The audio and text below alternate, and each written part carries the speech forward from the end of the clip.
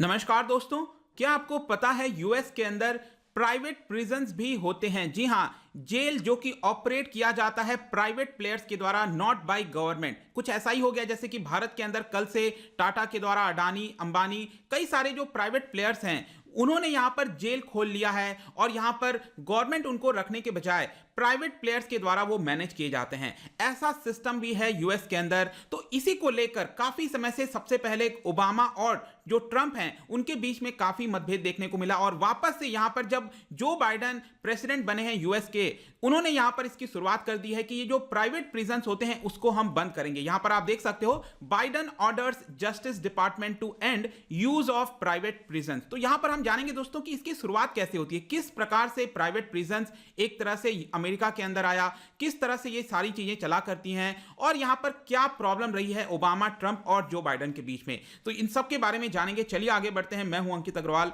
और अपडेट के लिए आप मुझे फॉलो कर सकते हैं इंस्टाग्राम, फेसबुक और ट्विटर पर। मेरे लेक्चर की हर पीडीएफ आपको फेसबुक पर तो मिलेगी ही, प्लस साथ में आप मेरा टेलीग्राम चैनल ज्वाइन कर सकते हैं by searching Ankit Agarwal official. और अगर आप यूपीएससी की तैयारी कर रहे हैं तो आपके लिए सुनहरा मौका, स्टडी IQ लैब के लिए स्मार्ट कोर्सेज, जिसके थ्रू आप अपनी प्रिपरेशन और भी ज्यादा अच्छे तरीके से कर सकते हैं। तो यहां पर हम सबसे पहले देखते हैं दोस्तों हुआ क्या है। तो जो बाइडेन ने यहां पर ट्यूसडे को एग्जीक्यूटिव ऑर्डर्स साइन किए हैं कई सारे, और वो ऑर्डर जो हैं वो रिलेटेड हैं रेशियल इनजस्टिस से।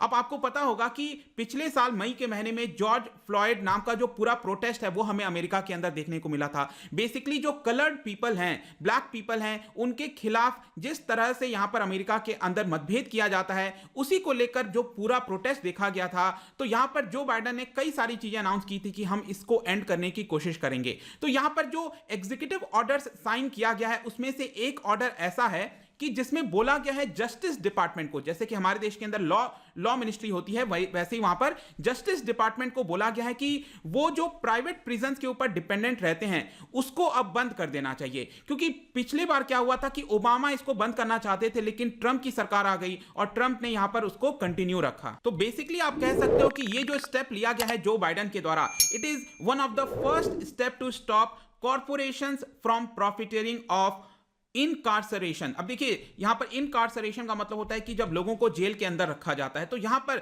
जेल में रखने की वजह से जो प्राइवेट प्लेयर्स हैं जो उससे प्रॉफिट कमाते हैं उसको बंद करने का यह पहला स्टेप है। तो यहां पर सबसे पहले हम देखते हैं दोस्तों कि हुआ क्या है, यहां पर क्या आंकड़ा है प्राइवेट प्रिजन से रिलेटेड। तो यहां पर आप देख पाओगे US imprisons more people than any other country. पूरे विश्व में जितना भी लोगों को जेल में रखा जाता है उसमें से सबसे ज्यादा, चाहे आप पर कैपिटा की बात करिए या फिर टोटल नंबर की बात करिए, सबसे ज्यादा यूएस के अंदर हैं। 2019 का आंकड़ा है दोस्तों, पूरे विश्व भर में बताया जाता है कि 1 करोड़ के आसपास लोगों को जेल के अंदर रखा गया। हो सकता है इससे कहीं ज्यादा हो क्योंकि कई जगह का पता नहीं चल पाता, लेकिन यह आंकड़ा कुछ बताया गया था कि 2019 के डॉक्यूमेंट्री के हिसाब से 1 करोड़ लोग पूरे विश्व भर में जेल के अंदर बंद है। जिसमें अगर आप देखोगे यूएस की संख्या आपको पता है कितना है, 20%। जी हां, 20 लाख लोग यूएस के अंदर जेल के अंदर बंद है, यूएस में जेल के अंदर बंद है। अब भारत का भी मैं आपको बता दूं, इट इज अराउंड 4.5 लाख, ठीक है, 4.5 लाख के आसपास ये संख्या है। मैं आपको आगे भी बताऊंगा जो एनसीआरबी का डेटा है। लेकिन यहां पर आप पर कैपिटा के हिसाब से भी देखिए, मतलब कि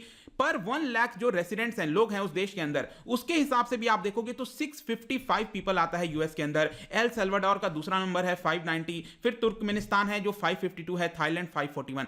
तो पर कैपिटा के मामले में और टोटल नंबर के मामले में यूएस में सबसे ज्यादा लोग जेल के अंदर बंद है। अब इसकी शुरुआत कैसे होती है, किस तरह से, क्योंकि यूएस को एक प्रकार से डेवलप्ड देश की तरह देखा जाता है, तो कई लोग सोचते भी नहीं होंगे कि वहां पर जेल में कोई ज्यादा लोग बंद होंगे। तो इसकी शुरुआत होती है 1980s में।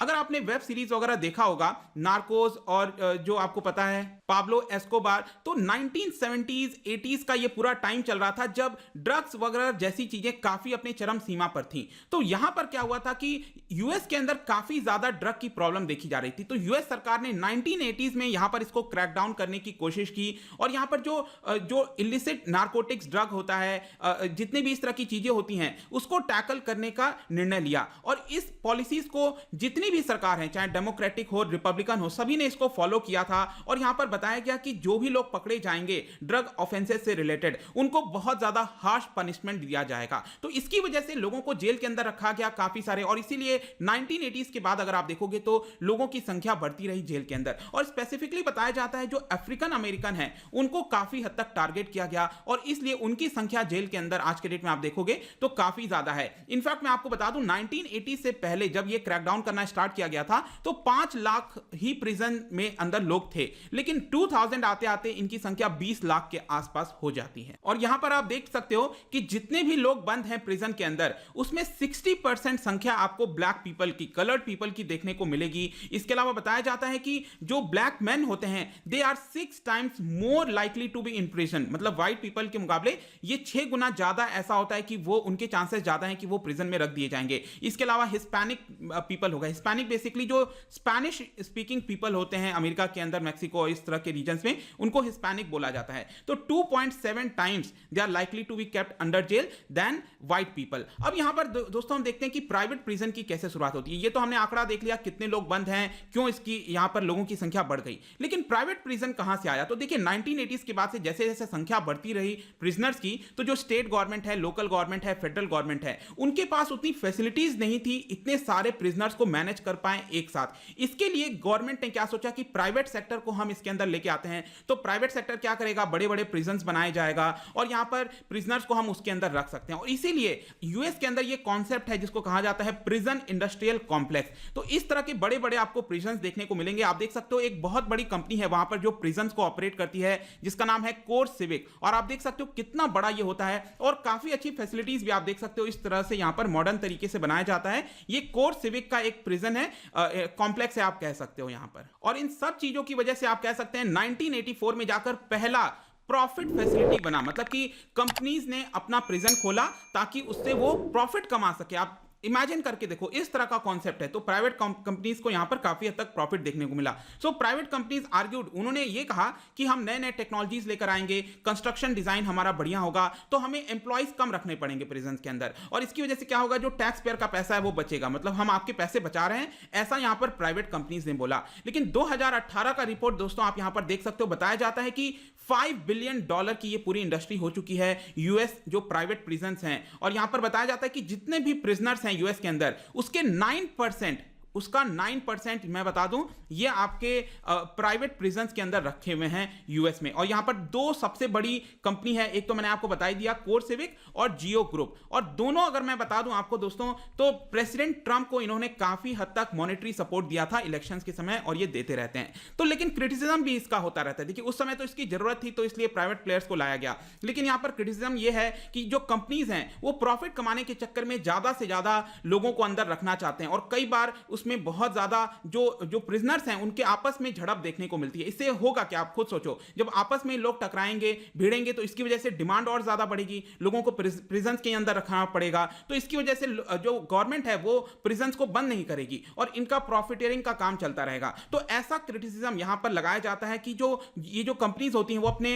वो सरकार को यहां पर एक तरह से जवाबदेही नहीं होती है, उनकी पब्लिक को जवाबदेही नहीं होती, अपने शेयर होल्डर्स को यहां पर प्रॉफिट कमाकर ज्यादा देना होता है, इसलिए यहां पर ये गलत है, इसको बंद करना चाहिए। तो फाइनली जाकर आप देख सकते हो 2016 में क्या होता है कि जो उनकी जस्टिस डिपार्टमेंट है उन्होंने एक रिपोर्ट जारी किया और ये बताया कि पब्लिक प्रिजन्स के मुकाबले जो प्राइवेट प्रिजन्स हैं वहां पर बहुत ज्यादा जो इनमेट और स्टाफ हैं आपस में बहुत ज्यादा यहां पर टकराव देखने को मिलता है, और जिसकी वजह से प्राइवेट प्रिजन्स की जो है संख्या बढ़ती रहती है। इस सभी चीजों को देखते हुए जो ओबामा एडमिनिस्ट्रेशन है 2016 में बैरक ओबामा ने अनाउंस कर दिया यहां पर कि प्राइवेट प्रिजन्स धीरे धीरे हम खत्म कर देंगे, और इसको सहमति जताई दोनों डेमोक्रेट्स और रिपब्लिकन ने। लेकिन आगे चलकर क्या होता है आपको पता है, 20 जनवरी 2017 यहां पर डोनाल्ड ट्रंप प्रेसिडेंट बन जाते हैं, और जैसे ही वो आते हैं उन्होंने ओबामा की जो पॉलिसी थी कि इसको बंद करना चाहिए, इसको हटा दिया गया और इसको कंटिन्यू रखा गया। अब फाइनली जाकर जो बाइडेन है उन्होंने वापस से ये साइन कर दिया और ये कहा है कि जो कॉन्ट्रैक्ट है,